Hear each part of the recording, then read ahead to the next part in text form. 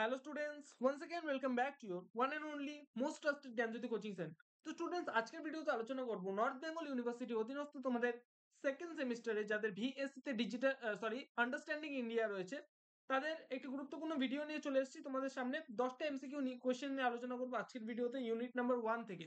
ঠিক আছে, তোমরা জানো আমরা এই ইউটিউব চ্যানেলের মাধ্যমে কিন্তু এমসিকিউ কোশ্চেনস গুলো নিয়ে আলোচনা করছি ধারাবাহিকভাবে।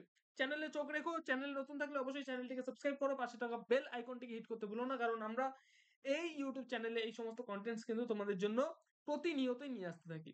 ঠিক আছে, তো তো স্টুডেন্টস চলো শুরু করা যাক আজকের ক্লাসটি। নাম্বার 1, ভারতে বসবাস করে পৃথিবীর মোট জনসংখ্যার কত শতাংশ? বি নাম্বার হবে অ্যান্সার, সেটা হচ্ছে 16%। 2 নাম্বার কোয়েশ্চেন, প্রতি বর্গ কিমিতে এশিয়া মহাদেশের জনঘনত্ব কত? এ নাম্বার হবে অ্যান্সার, সেটা হচ্ছে 108 জন।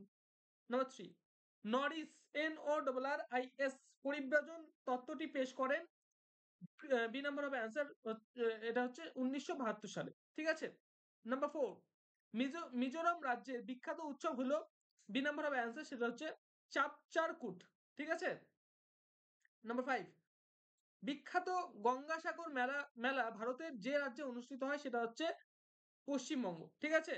তো স্টুডেন্টস পরবর্তী কোশ্চেন গুলো আলোচনা করার পূর্বে তোমাদের বলবো, তোমরা যদি আমাদের সাথে অনলাইনে যুক্ত হতে চাও, জ্ঞানজ্যোতি কোচিং সেন্টারের পক্ষ থেকে প্রোভাইড করা 100% কমন সাজেশন উইথ নোটস পত্র যদি তোমরা পেতে চাও অবশ্যই যোগাযোগ করো।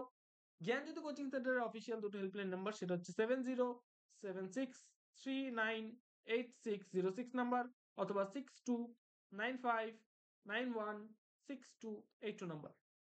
ঠিক আছে, তোমাদের যেটা টোটাল কোর্স ফি রয়েছে সেটা হচ্ছে শুধুমাত্র 999 রুপিস, একটা সেমিস্টারের course fee, one time course fee এটা। হ্যাঁ, চলো পরবর্তী কোশ্চেন গুলো আলোচনা করা যাক।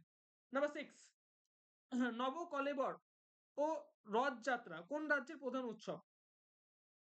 বি নম্বর হবে অ্যান্সার, সেটা হচ্ছে ওড়িশা। নাম্বার 7, আদিবাসী কুম্ভ মেলা পালিত হয় রাজস্থানে।